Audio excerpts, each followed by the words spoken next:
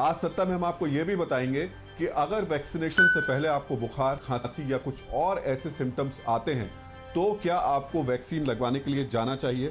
साथ ही साथ एक मैसेज बहुत तेजी से वायरल हो रहा है कि अगले 20 घंटे में देश में कोरोना की तीसरी लहर आने वाली है। इसकी सच्चाई भी आपके सामने रखेंगे और साथ ही महाराष्ट्र के मंत्री क्यों कह रहे हैं कि जुलाई में महाराष्ट्र में खासतौर से कोरोना की तीसरी लहर होगी, इसका विश्लेषण भी करेंगे। लेकिन महत्वपूर्ण बात यह कि क्या अभी की स्थिति में आप कोरोना से पॉजिटिव होने के बाद अगर नेगेटिव होते हैं तो क्या सारे खतरे खत्म हो जाते हैं, या नेगेटिव होने के बाद भी आपकी जिंदगी का खतरा बना हुआ रहता है। यह एक बहुत ही महत्वपूर्ण सवाल है जिस पर आज हम डॉक्टर्स की राय लेंगे और आज आपको इसको जरूर सुनना चाहिए। लेकिन सबसे पहला सवाल, जो कल से शुरुआत हो रही है वैक्सीनेशन की, वैक्सीनेशन के लिए सबसे बड़ी डॉक्टर्स की तरफ से चेतावनी आपको क्या है। डॉक्टर एम वली मेरे साथ इस वक्त मौजूद हैं। डॉक्टर वली, अगर आप वार्निंग देना चाहें खासतौर से उन लोगों को, हम ये किसी को डरा नहीं रहे हैं, लेकिन अगर जो लोग कल वैक्सीनेशन सेंटर्स पे जाएंगे क्या क्या एहतियात रखें। सबसे बड़ी तो ये है मेरी जिज्ञासा जानने की कि उनको वैक्सीनेशन लग भी पाएगा कि नहीं। कुछ स्टेट्स ने तो हाथ ही खड़े कर दिए हैं। दूसरी, जो वार्निंग की जब आप बात कर रहे हो, मैं उन लोगों को सबसे ज्यादा बहादुर डिक्लेयर कर रहा हूं जो कल अपने घर से निकल के वैक्सीनेशन सेंटर जाएंगे। लेकिन मेरी वार्निंग, मेरी चेतावनी ये है कि कोरोना के appropriate behaviour, Covid appropriate behaviour का पालन करते हुए जाएं। मास्क डबल लगा के जाएं, ग्लव्स पहन के जाएं, भीड़ ना करें, 2 मीटर की दूरी बना के रखें, किसी के साथ न खड़े हों।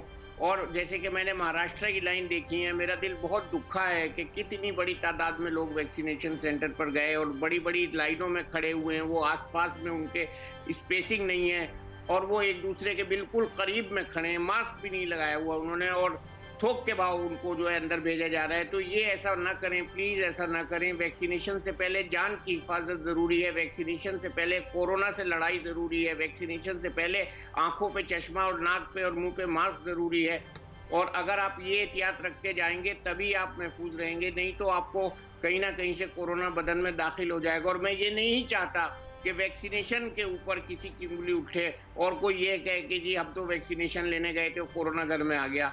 एक खुददार वायरस है ये, जब तक कि हम इसको इनवाइट नहीं करेंगे घर में। डॉक्टर राजू व्यास भी जी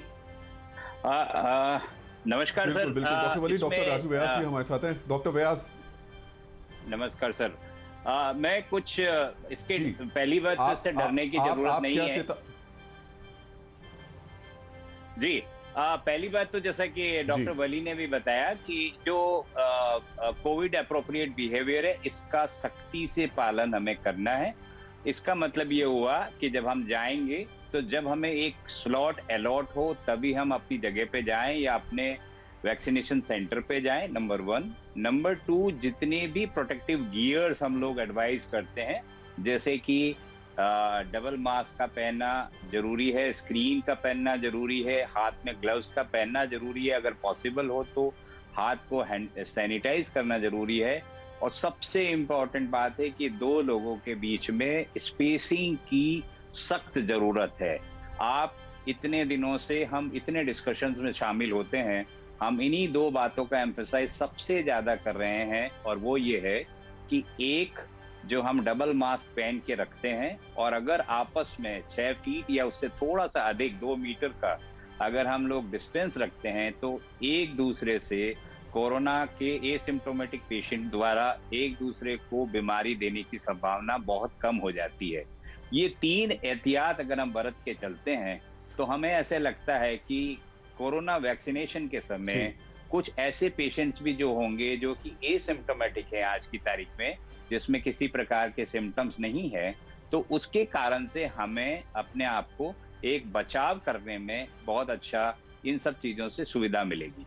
फिक्र आपकी, सोमवार से शुक्रवार रात 9 बजे सिर्फ TV9 भारतवर्ष पर।